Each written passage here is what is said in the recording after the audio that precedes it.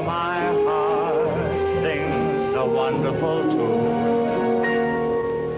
As long Television was a new medium at that time, so there were no rules and no, this is the way you do it.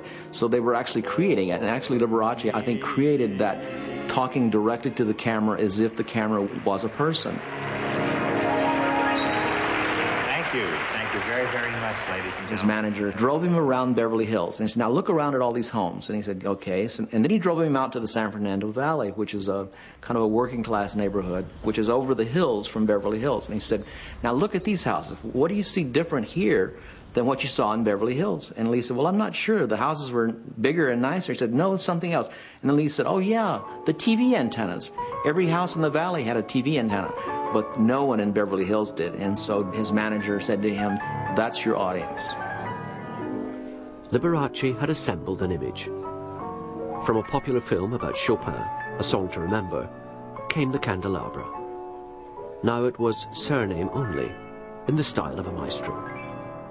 And in came the smile that electrified the living rooms of the 1950s. I start to shake, I start to shiver, and every fiber in my being seems to quiver.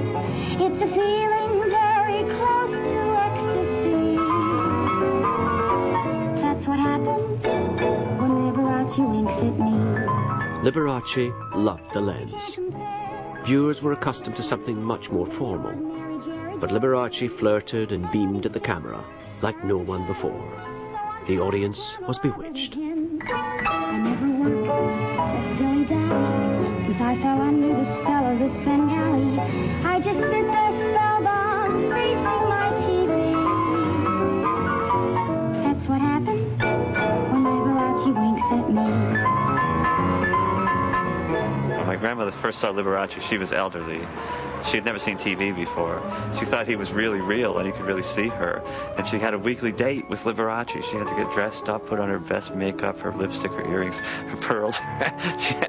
She was in love with Liberace, and she was convinced that he could see her on TV. It was like a very personal thing with her. She never missed her weekly Sunday date with Liberace. And I think there probably were a lot of other little old ladies in the United States who felt that way about Liberace too. That's what happens when Liberace smiles and winks at me.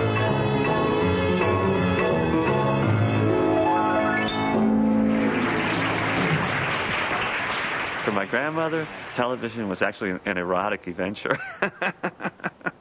She had a boyfriend. His name was Liberace. He came every Sunday.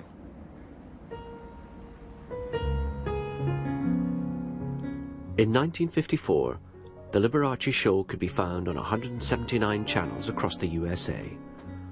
One New York station, WPIX, reran his show 10 times a week. Advertisers were still skeptical about this gimmick called TV. Liberace knew his show would stand or fall by its ability to bring in the big bucks from commercial sponsors.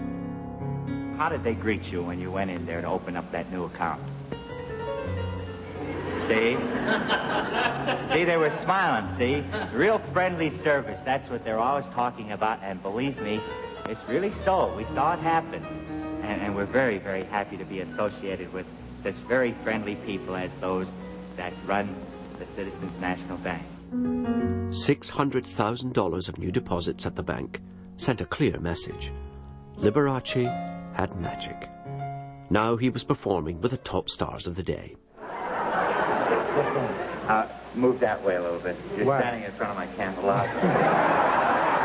A smile and a candelabra had turned a talented but not brilliant pianist into a universally marketable phenomenon of the TV age.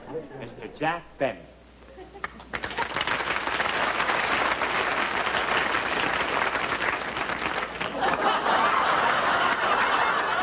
For the next 30 years, his trademarks would sizzle indelibly through popular culture. I wish my brother George was here.